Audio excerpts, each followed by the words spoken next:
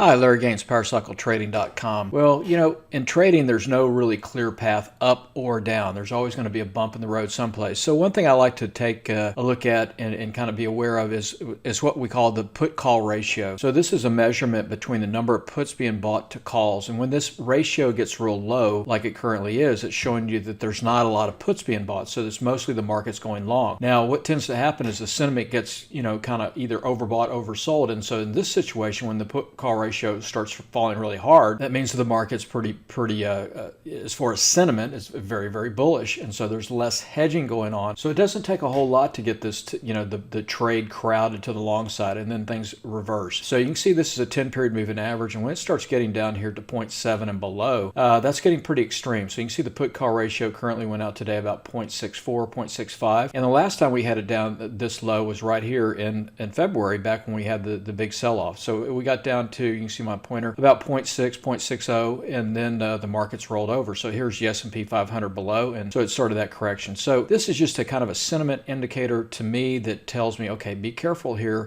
for the broad markets. It doesn't mean the broad markets can't keep going up, but it means that anything could come into the markets and cause a pullback in the shorter term or intermediate term. So be aware of this, and then look to be more stock specific.